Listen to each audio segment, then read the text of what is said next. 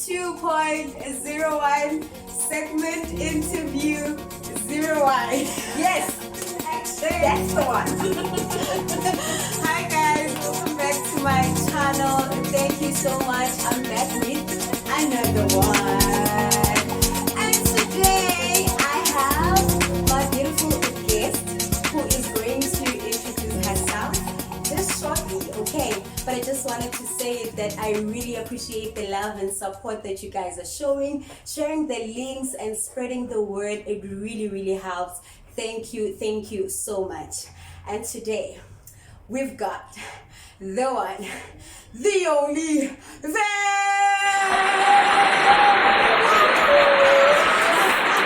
I call her Van. That's not her actual name, but she will introduce herself. Welcome, sweetheart. Oh, thank you for having me. I'm so excited. I'm so happy as well. I don't know where the nerves came from all of a sudden, but I'm excited. So good. You can just introduce yourself to our viewers. My name is Larven Brown. Yes. I love this lady over here. Yes, my name is Larven Brown. I'm in the television industry. Well, I've got two boys, two sons that I love very much. And that's me for now. Yes, my name is Larven Brown. Yeah, she's also an actress. So I met you on set. It was a while back when we were shooting Falsely Accused. Falsely Accused, yes. and we got some features over there. I was you were I was a warden. It was crazy. That was the actual first time where I met you, but we're not really close. I didn't know much about you. And then now, because God, guys, one thing about God. So we then met again when we went for script and writing camp. Yes, exactly. Yes. And it was amazing. She became my roommate. Yeah, we were sharing a room. We were there for like 6-7 days. Yes, it was lovely. It was amazing. It was out of this world, and it was all unplanned in terms of us sharing the room. It just happened. And I was the mama of the room. Yeah, that's why she was taking care of us, guys. She was taking care of us. It was amazing. It was so beautiful, and that's where I actually got to know about your story. I got to know you a little bit more, and I just noticed that you are such a humble being, very awesome person to be around. Listen, but I'm very much excited more about your story, because I feel like a lot of people would draw inspiration and get to see God's goodness and greatness in terms of your story. So if you don't mind sharing your story, please just share with us the things that you've went through regarding drugs, being addicted, all of that journey. How did it come about? Oh, wow. Hi guys. Okay, so look, I was working at Apps. I was am I allowed to say the bank's name? Oh well. Anyway, that's where I worked. Yeah. So I worked there for like 13 years. Yeah. I was a straight girl, I was doing things, looking after everything. Like I said, I got two boys. Got my one son when I was in matric. Yes, guys, we are growing together. He's very young man right now. He's almost 20, so yeah we get there. So I was doing all the things, all my responsibilities, and then I met a different kind of guy, and then I got involved in drugs, guys. Amazing balls. So, well, I would say the worst little period of my life back then, but right now, I feel it is a blessing. It was such a blessing that I went through what I went through, because it's made me the person that I am today. It's brought out my passions. It's brought out my love for this that I'm doing, the TV industry. I don't want to box myself and say I'm an actor. Yeah. Do broad bound of things. Okay. But we'll get there. But yes, that's what happened. I had a very tough journey. I was like on drugs for like 3 years. So I won't even say that I did it as long as other people would. I don't compare myself, but everybody's got their own journey. God puts us all through different things. So I was in that life for like 3.5 years, 4 years. I lost most of my things, like this guy. We'll get that. That will be in my book one day, guys. Yeah. Please, that guy will be my book. Anyway, so and that guy like showed me all these things, and then that's where I got the taste of drugs, and my life went haywire. Eventually, I lost my job. Well, I left my job because I was eventually doing drugs at work, and that was bad. I didn't want a bad reputation. So as drugged up as I was responsible. I think, what's that? What's that? So I left drugs, but not on my own strength. I first left my job in 2016. I was done. I was like, yo, I'm done with this job. I've been there for so many years. I grew up there.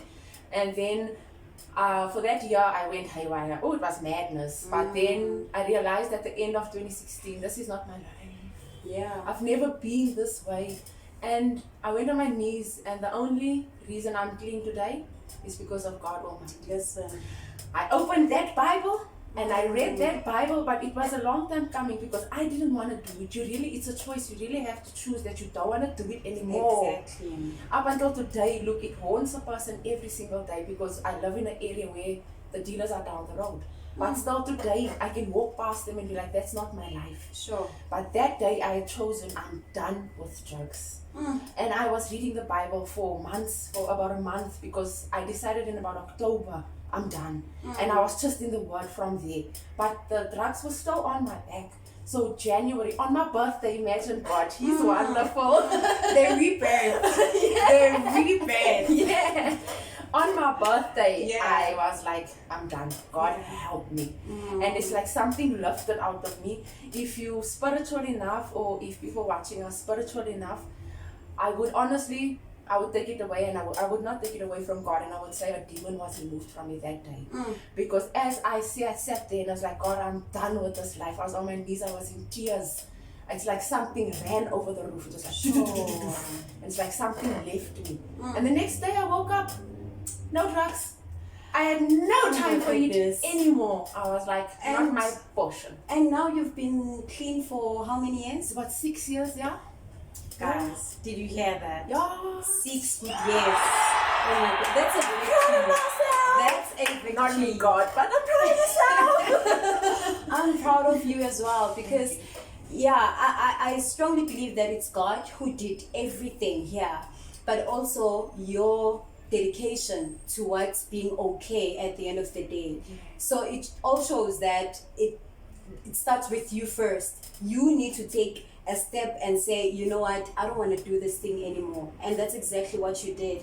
You made a decision first, and now God now saw that, okay, you are ready, because God has been there. God has been there. It's like He's been waiting for me. And the moment you took a step and a decision, and now He welcomed you, He was like, okay, now I'm going to walk with you throughout the journey. And how has it been so far? 6 good years? 6 good years of being clean. Sure. It's been wonderful. Right. But it's been a journey. Yeah. Because what drugs does, it rips you of your principles, your morals, your self-esteem. So each little time you do it, it rips you. Yeah. So if I say the things I done on that life, guys, the things I done, you amazing, you know, to get the money for the things you want. Well, you didn't do prostitution, please don't go that deep. But, like, you do, like, most things that you do to get the money. So, that, it rips you of everything inside. So, now God had to rebuild me. Because I was left here in 2017, because I was excited that I've left drugs. Like, I was strong. I've left drugs, it's me. Not realizing that my self-esteem needs to be rebuilt, the pain needs to be removed, the disappointment needs to be done. All these things have been removed. 6 years later, I can stand today and I can say, I'm okay. I went through depression, hectic depression, but God, guys, I didn't go through pills and all of that, but God, you got to stay in God, because it doesn't work without Him. Right. Today, I'm feeling a bit more free. I'm feeling a bit more, I don't know if you noticed me 2019 when you met me, I was inside my box. Because at that time, I was still dealing with, it's like when you're on drugs, you're in a drug world. Now when you come out there, you need to operate with people. Normal people. And I was inside myself and I was like, I don't want to get to know I remember because people. you were not so high. Yes. Like now you are This a is person. And when I met you this year, I was like, is this the same lady? What happened? And she was spreading so much love, even at the camp. Like she was that one girl that will just wake up every morning. Have a great day. This I'm just like It's God, guys. I'm just like this energy. So this has been you right now. This is me. And I'm pretty sure that as much as like you went through everything that you went through, maybe you were not going to be this person if you didn't go through what you went through. Yes. So basically what I'm getting now is that God brings certain season for a certain reason in our lives. It's just that we don't get to realize, and we are so quick to judge as the community. We are so quick to judge without even understanding God's journey and the purpose of that particular season. And if you miss the lesson, now it becomes a problem because you will never be okay. Yes, never. You'll never be okay if you miss that lesson, because we're so much in a hurry because we want to get better. Sure. So like I said, when I left it, I was like, yes, I'm better. So I just want to get a job now and again, but I didn't get a job, 2 months contract. I lost it in 2017 because there was like a time where I got the job, and I'm like, okay, everything is fine. But then I slipped up in 2017. I won one weekend, and guess what? I lost the job a month later. So let me tell you, you gotta work with God. You have to. You can't skip that thing. And now, like you said, the community, people judge. I know. People think that you woke up one day and you're like, yeah, it's my ambition to be a drug addict. No, guys, it doesn't work like that. You think you have it under control. Yeah. But then there comes a time where it will defeat you and then it controls you. Sure. So with God, He let me go like out of it. And like you say, people judge. So hence, me, I like to tell people stories. I love to talk, guys. Anyway, sorry, it might be long. So what I do is this channel Narcotics Narrative. Yeah. So our idea is to tell drug addicts stories. Yeah. So our first season is going to be current drug addicts. The second season will be recovering drug addicts. So that will probably be where you hear the deeper story of what I went through. Watch out for that, guys. It's coming very soon. Have you guys started already? We've started with our recording, but we haven't yet started with our page. So I'll let you know eventually when it's up. Yeah, because we want all our content to be. I can't wait. Because I feel like we need to be knowledgeable in these things. We are very much quick to say things that we don't even know about, and very much to pinpoint that, yeah, you should have done this and this. You are not even at this person's shoes right now, but you are so quick to judge. So how did it actually affect you in terms of your relationships with your kids, your family members? Did it affect you in any how, and were you able to recover from that? My mother and I never really had much of a relationship when I was younger, but that for me, it just brought out the realness of our lack of relationship. But like with my children, the boys, my kids, that relationship, it went sour. Like we weren't close anymore. My heart was really sore. Like when you're on drugs, you don't really think about your relationships. You don't, as I said, your principles, everything is gone.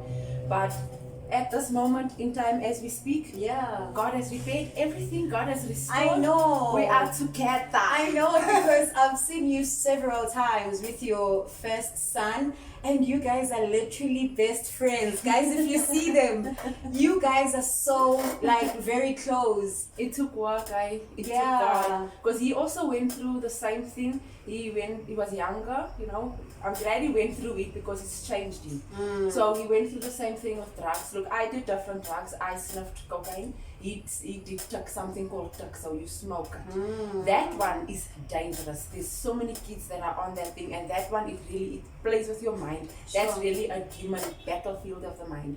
So he went through that. I don't know if I can speak about it, but I'll speak about it anyway. It's part of my journey. So because my son did the crystal, he got attacked by a demon, but he was also dabbling in other things. And that was where God used me to help my son, to deliver my son. So I had to exorcise a demon out of my son. It was about 17 or 18, I can't remember. Yeah, but 17, 16. I had to exorcise a demon out of my son. And it was the hardest thing I've ever had to do. I saw my son was in torment, he was in agony, he was in pain. And it was only God that showed me that is what is attacking my son at the moment. when that thing left, God and him are best friends now. Listen. He plans things and then God just does the things for him. So that happy for relationship, you. it's God. It's restored. So we're best friends because God. That's so beautiful. And look at you now. And you're so busy. You're not just an actress. There's a lot that you're doing. I know she's very good, guys, with directing. This one, she's a very good director. I know there's a lot that you're busy with right now. You're also in business recently. Just tell us more about that. Okay, so construction, I think, is part of our family's blood. We just Okay. love to build things. Yeah. And me, I think innately, I love to build people, build things. So with my son, he's the construction company is under him. So I'm the admin lady there. So we're building up his construction, his business, but step by step. So we're doing construction. We're in That's construction, beautiful. which is his path. Yeah. My path is directing. I know you're very good when it comes to that. You love filming. Lord, Right. I love filming. And that's my path now. So we've got a team. We're a team. I don't want to say I. There's no I. Yeah. It's It's God. we. It's we. So we are doing, like I said, a channel, Narcotics Narrative, where we will be telling people stories. We go into the gruesome because look, I know these people. I've left them behind. Some of them were friends. So we speak, we still do. So we're gonna go into the depths to show people what drugs is about. We're hoping to find even an opportunity if we can find people using.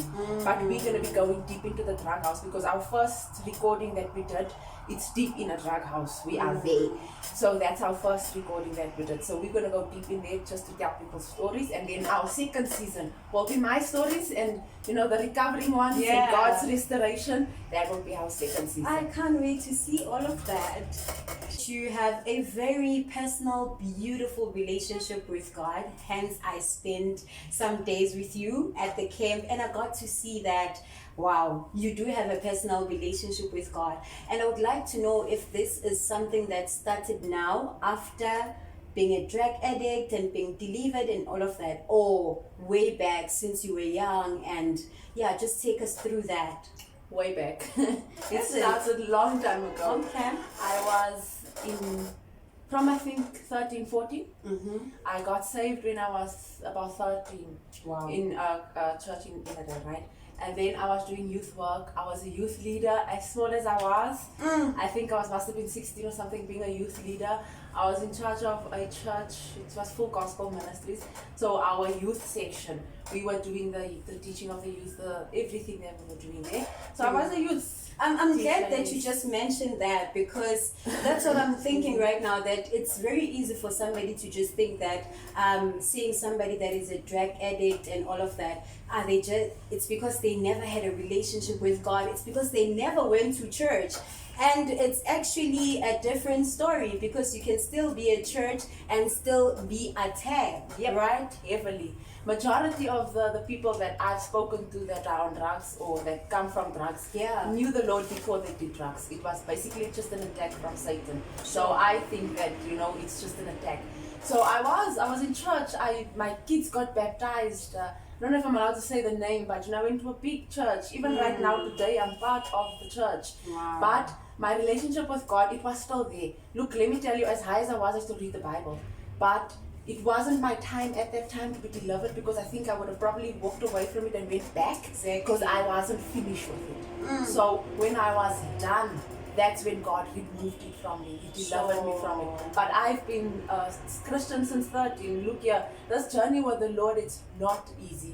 But before my drugs, I will say I was a religious person. So I used to be that pointy finger. I was so judgmental. Jesus. Okay. And He taught me through me going through these things not to be judgmental. I cannot judge nobody where I'm seated right now. And after my drugs, it became a relationship. Sure. Because I realized I need to have a relationship with Him. I need to know Him. He needs to. He knows me. He knows me. He knows how many hairs I have on my head. So He loves me. So I need to get to know who is this God that I'm serving. Who is this God that has taken me out of the miry clay? Who is this God that saved my life? When I was on drugs, I nearly died so many times. Sure. so many times I was dead. So I needed to know who is this God, because he's so tasty. Taste and see, the Lord is good. Ooh, He's good, eh? He's tasty. He's good. So that was me. It was religious before, and now I know about the relationship with God. No, that's very interesting to know. So what are the things that you would love our viewers at home maybe to learn regarding this whole journey that you experienced? Don't judge too quickly. Yeah. The Bible does say, judge lest you be judged. Sure. Don't judge too quickly. You don't know the next person's story. Sure. In the drug world, when I was in there was so many stories that I heard. Because me, now I'm the type of person, even in our area, I take the time to speak to the prostitutes. I speak to anybody, everybody. I speak to the drug addicts. They all know, well, not all, I won't say all, please. Yeah. Most of them, yeah. most of them know me. And like when I speak to them, they like to speak to me. I don't know, do I look like, but that's because you're very welcoming. I think so. Once one told me that it's because I don't judge. And I thought, oh, do you know where I come from?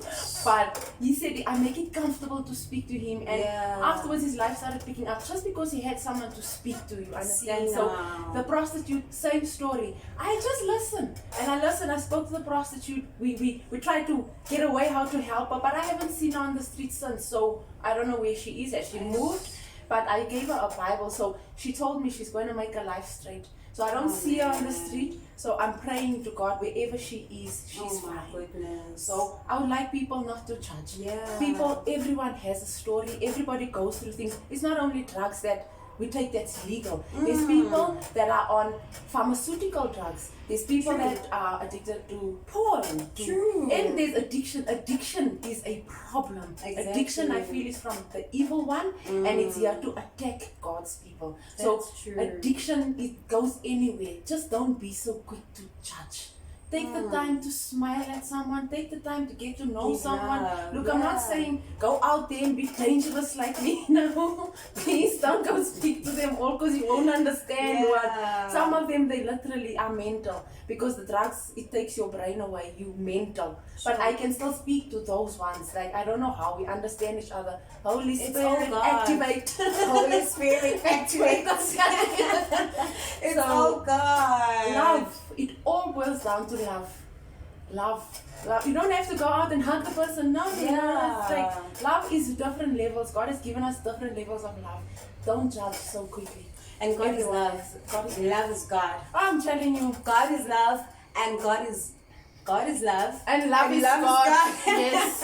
And if you can't love, you don't have God in you. That's so love. True. That's Just true. love. Continue to spread love all over, guys. Do not be judgmental. You will never understand. We've got different journeys in life and different seasons that we go through. It might happen that other people, it seems somehow because it's exposed. Maybe if a person is a drunkard or anything like that. But each and every one of us, we are suffering from one thing or another. Exactly. So it's very much important to carry each other in prayer, show love, spread love wherever you are. So thank you so much, man. This was beautiful. I've been longing to have you on the channel. You know this. You were supposed to be the first. One. Oh, you know God.